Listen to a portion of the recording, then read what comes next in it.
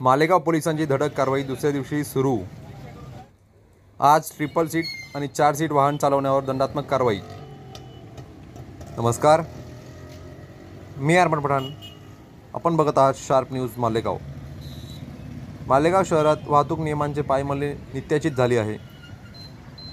वाहतूक नियमांचे उल्लंघन करणाऱ्यावर कारवाई करण्यासाठी मालेगाव पोलिसांनी दुसऱ्या दिवशीही धडक कारवाई सुरू ठेवली आहे। रात्रीच्या वेळी अचानक केलेल्या या कारवाईमुळे नागरिकांमध्ये खळबळ उडाली आहे। यातच काही वाहन चालक अल्पवयीन मुलेसुद्धा इतरांना दुचाकी वाहनावर 3-4 जण बसवून अत्यंत वेगाने वाहन चालवतात। यामुळे अपघात घडण्याची दाट शक्यता असते। या पार्श्वभूमीवर पोलीस अधीक्षक नाशिक ग्रामीण विक्रम देशमाने, अनिकेत भारती यांच्या मार्गदर्शनाखाली उपविभागीय पोलीस अधिकारी सूरज गुंजाळ यांच्यासह कॅम्प पोलीस ठाण्याचे उपनिरीक्षक सोमनाथ दिवटे यांच्या पथकाने शुक्रवारी रात्री अचानक राष्ट्रीय एकात्मता चौकात वाहतूक नियमांचे उल्लंघन करणाऱ्यावर कारवाई केली।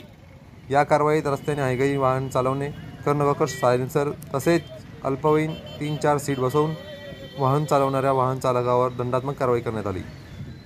मालेगाव शहर पोलिसांनी यापुढेही वाहतूक नियमांचे उल्लंघन करणाऱ्यावर कठोर कारवाई करण्याचा इशारा दिला आहे।